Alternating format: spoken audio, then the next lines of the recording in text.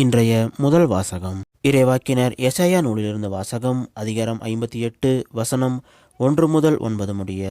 இறைவனாகிய ஆண்டவர் கூறுகிறார், பேரொளி எழுப்பி கூப்பிடு, நிறுத்திவிடாதே. எக்காலம் முழங்குவது போல் உன் குரலை உயர்த்து. என் மக்களுக்கு அவர்களின் வன் செயல்களையும் யாக்கோபின் குடும்பத்தாருக்கு அவர்களின் பாவத்தையும் எடுத்துக்கூறு.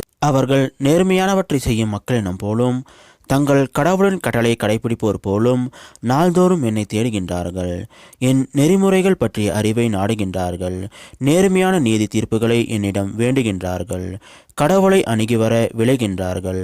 நாங்கள் உண்ணா நோன்பிருந்த பொழுது நீர் எங்களை நோக்காதது ஏன்? நாங்கள் எங்களை தாழ்த்தி கொண்டபோது நீர் எங்களை கவனியாதது ஏன் என்கிறார்கள். நீங்கள் நோன்பிருக்கும் நாளில் உங்கள் ஆதாயத்தையே நாடுகின்றீர்கள். உங்கள் வேலையாட்கள் அனைவரையும் ஒடுக்குகின்றீர்கள். இதோ வழக்காடவும் வீண் சண்டையிடவும் கொடும் கையால் தாக்கவுமே நீங்கள் நோன்பிருக்கின்றீர்கள். இன்று போல் நீங்கள் உண்ணா நோன்பிருந்தால் உங்கள் குரல் உன்னதத்தில் கேட்கப்படாது. ஒருவன் தன்னை ஒடுக்கிக் கொள்ளும் நாளையா நான் உண்ணா நோன்பின் நாளாக தெரிந்து கொள்வது? ஒருவன் நாளலை போல் தன் தலையை தாழ்த்தி சாக்கு உடையையும் சாம்பலையும் அணிந்து கொள்வதா எனக்கு ஏற்ற நோன்பு? இதையா நீங்கள் நோன்பு என்றும் ஆண்டவருக்கு உகந்த நாள் என்றும் அழைக்கின்றீர்கள்? கொடுமை தலைகளை அவிழ்ப்பதும் நுகத்தின் பிணையல்களை அறுப்பதும் ஒடுக்கப்பட்டோரை விடுதலை செய்து அனுப்புவதும் எவ்வகை நுகத்தையும் உடைப்பதும் அன்றோ நான் தேர்ந்து கொள்ளும் நோன்பு? பசித்தோருக்கு உங்கள் உணவை பகிர்ந்து கொடுப்பதும் தங்க இடமில்லா வறியோரை உங்கள் இல்லத்துக்கு அழைத்து வருவதும் உடையற்றோரை காணும்போது அவர்களுக்கு உடுக்க கொடுப்பதும் உங்கள் இனத்தாருக்கு உங்களை மறைத்து கொள்ளாதிருப்பதும் அன்றோ நான் விரும்பும் நோன்பு?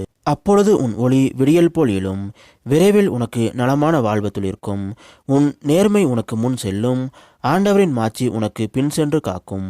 அப்போது நீ ஆண்டவரை மன்றாடுவாய், அவர் உனக்கு பதிலளிப்பார். நீ கூக்குரல் இடுவாய், அவர் இதோ நான் என மறுமொழி தருவார். இது ஆண்டவர் வழங்கும் அருள்வாக்கு. இறைவா உமக்கு நன்றி. இன்றைய நற்செய்தி புனித மத்தேயு எழுதிய நற்செய்தியிலிருந்த வாசகம். அதிகாரம் 9 வசனம் 14 முதல் 15 முடிய. அக்காலத்தில் யோவானின் சீடர் இயேசுவிடம் வந்து, நாங்களும் பரிசேயரும் அதிகமாக நோன்பு இருக்க உம்முடைய சீடர்கள் ஏன் நோன்பு இருப்பதில்லை என்றனர்.